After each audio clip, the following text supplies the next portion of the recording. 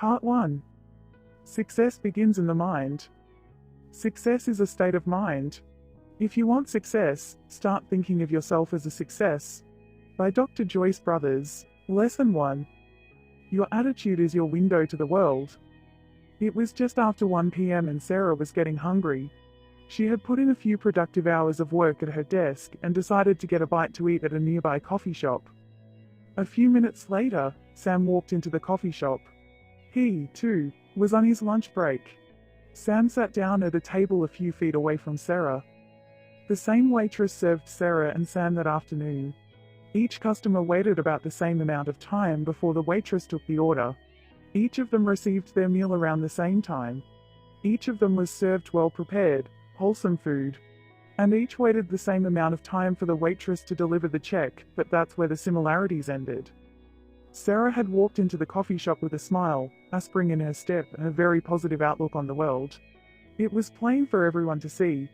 Her body language and her posture reflected her optimism. Sarah had a delightful lunch, exchanged some pleasant conversation with the waitress, and went back to work with a recharged battery. Sam, on the other hand, had entered the coffee shop with a scowl on his face. He looked like he'd been sucking on sour pickles all morning. He was hunched over and tense. His body language cried out, "Stay away from me." He was annoyed when the waitress didn't take his order immediately. He was annoyed at how long it took for his meal to arrive.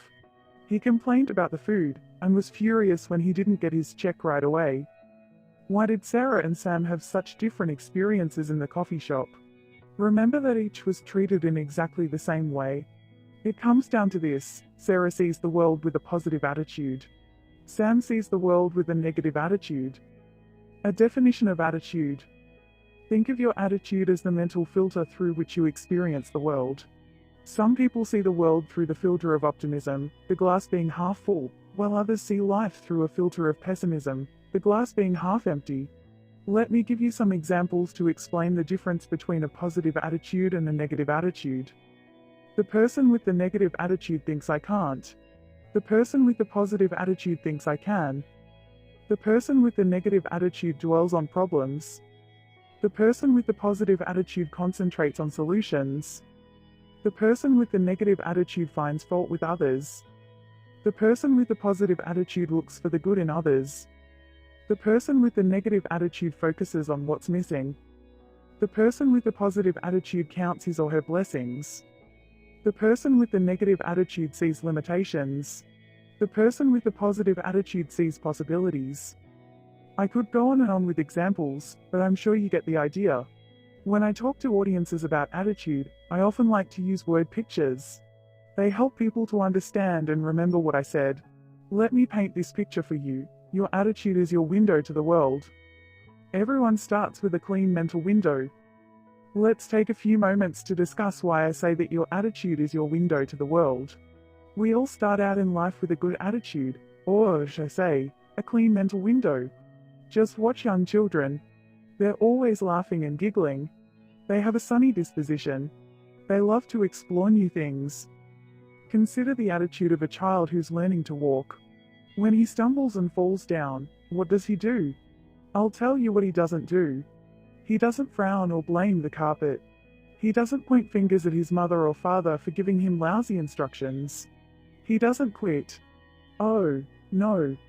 He smiles, gets up again and makes another attempt. And another. He keeps going for weeks and weeks with a positive attitude until he gets it right. His window is squeaky clean, and he feels like he can conquer the world. But as you know, there comes a point where life starts throwing some dirt at our windows. And here's what happens. Our windows get splattered by criticism from parents and teachers. Our windows get smudged by ridicule from peers. Our windows get smeared by rejection. Our windows get soiled by disappointments. Our windows get clouded by doubt. The problem is, the dirt keeps building up, and all too many people do nothing about it. They continue to go through life with a filthy window. They lose their enthusiasm. They get frustrated and depressed. And most tragically, they give up on their dreams, all because they failed to clean their attitude window. That's the road I was traveling down. I had a dirty window when I was an attorney. And the longer I stayed in that field, the filthier my window got. I saw no possibilities. How could I?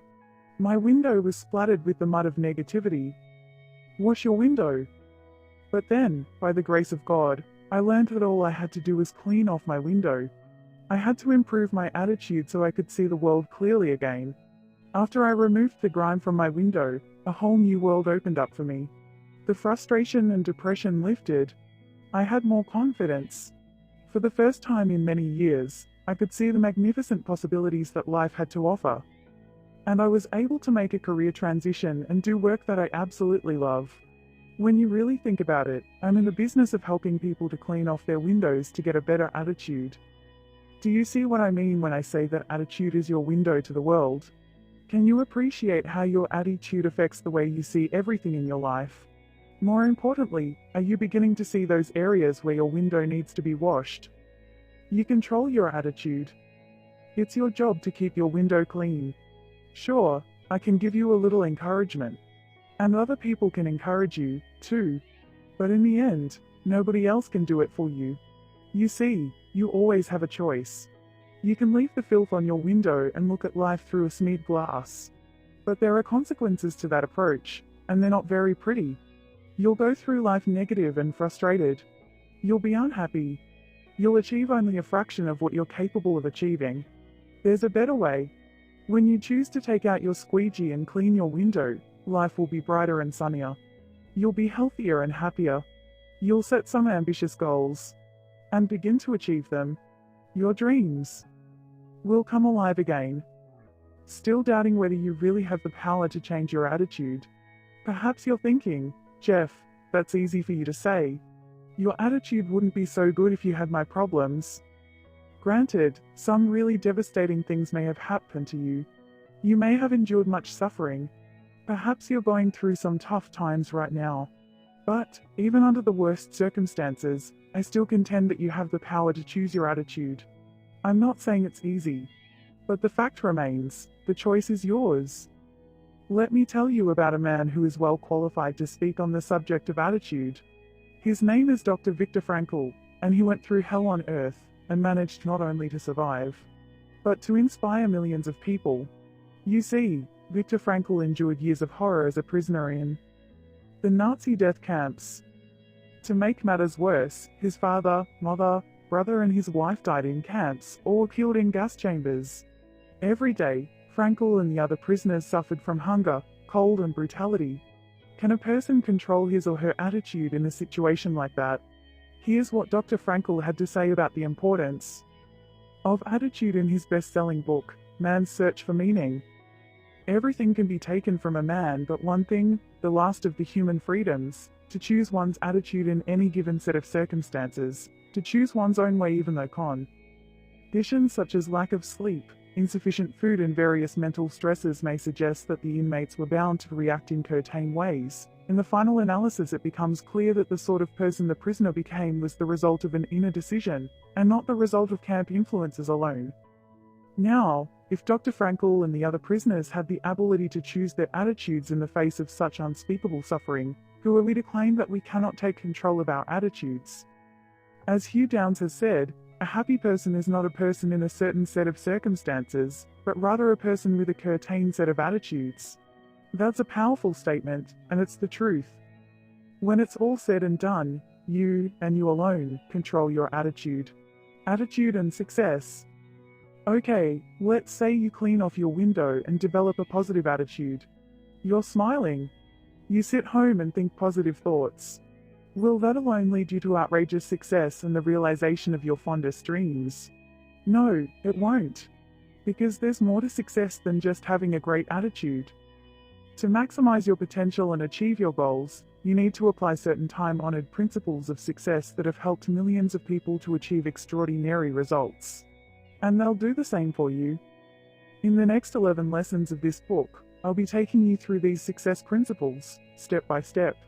You'll learn about confronting your fears, overcoming adversity, harnessing the power of commitment and much, much more. You'll get the information and inspiration you need to start living the life you've always dreamed about. Still, you may be wondering, what do these success principles have to do with attitude? In a word, everything. That's why I say attitude is everything. Without a positive attitude, you can't activate the other principles. Your success in life begins and ends with your attitude. It's only when you clean your attitude window that the other success principles can shine through. If your window is smudged, only a fraction of the light of these principles can get through. Your success is limited, or even blocked. But when you learn to keep your attitude window clear, the light comes pouring in and you can use these empowering principles to earn more money, have more satisfying relationships, increase your spiritual awareness and reach your full potential. When you combine a positive attitude with the other success principles, you become unstoppable.